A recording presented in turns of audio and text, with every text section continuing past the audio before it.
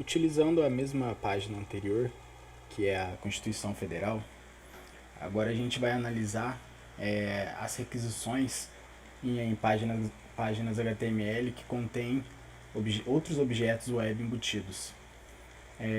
A primeira pergunta é quantas mensagens HTTP GET foram enviadas pelo browser e para quais foram os endereços IP que elas foram enviadas.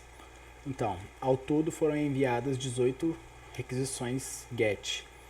Todas elas foram para o mesmo servidor, cujo IP é 170.246.255.9 e apesar de todas serem para o mesmo IP, elas buscam recursos diferentes.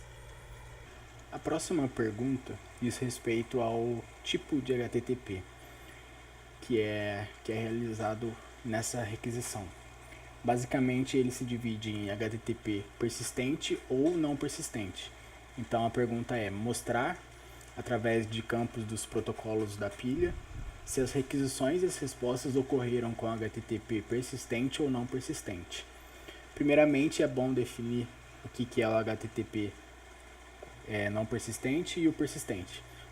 O não persistente, ele faz com que cada conexão TCP transporte apenas uma mensagem de resposta ou de requisição. Então, assim que o servidor responde para o cliente, ele espera a chegada do pacote até o cliente e finaliza a conexão. Já no HTTP persistente, o servidor deixa a conexão TCP aberta após enviar a resposta.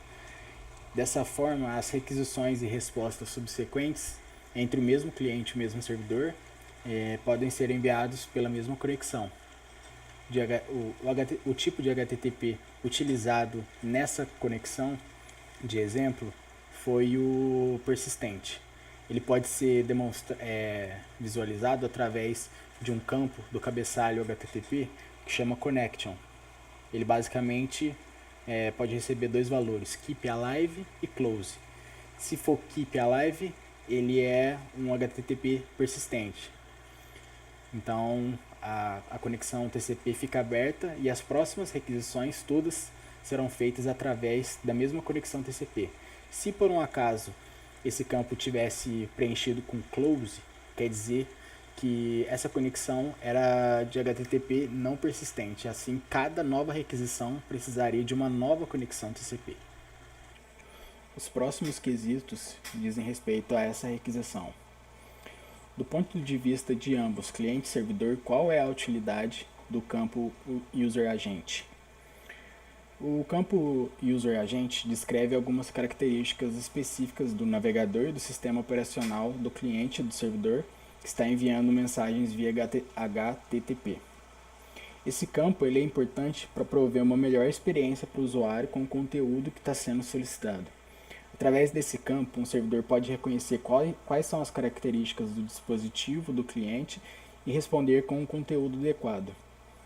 Através desse campo, que pode receber uma infinidade de valores e setups diferentes, o servidor pode responder para o cliente com o melhor conteúdo possível. Questões como responsividade, recursos que estão disponíveis em um dispositivo e não em outro, em um sistema e não em outro. Todas essas questões são setadas com base no valor que vem dentro desse campo, user-agent. Para que serve o parâmetro Q entre as informações do cabeçalho? O parâmetro Q, que vem setado em alguns campos do cabeçalho, ele indica as preferências de um usuário. Ele varia de 0, que é o menos preferido, a 1, que significa mais preferido do usuário. Se o parâmetro Q não for passado, o padrão será 1. Por exemplo, no campo accept, a gente tem teste HTML, formato HTML. Como não tem nenhum valor Q citado, o padrão é 1. Nesse caso, é o mais preferido do usuário. O segundo formato seria um XML, XHTML mais XML, também citado como 1, preferência igual. E após esses dois formatos, ainda tem um application XML, só que nesse caso o que está setado como 0.9. Essa seria uma prioridade secundária do usuário. Se por um acaso não tiver esse formato disponível, nesse formato disponível, nem esse formato disponível, a próxima prioridade é essa. E mesmo assim, se não tiver nem esse formato e nem os outros, essa barra aqui entre asteriscos significa qualquer formato disponível que tenha, a preferência é 0.8. Da mesma forma, a gente pode estender para os outros campos. Por exemplo, Accept Language tem PTBR, português brasileiro, setado como 1, maior preferência. Português de Portugal, 0.8 de preferência. E seguido de inglês dos Estados Unidos. E o inglês normal, britânico, de 0.3 de... O mesmo acontece para o formato de caractere. O último quesito pergunta: o que significa uma requisição com campo connection keep alive e connection close?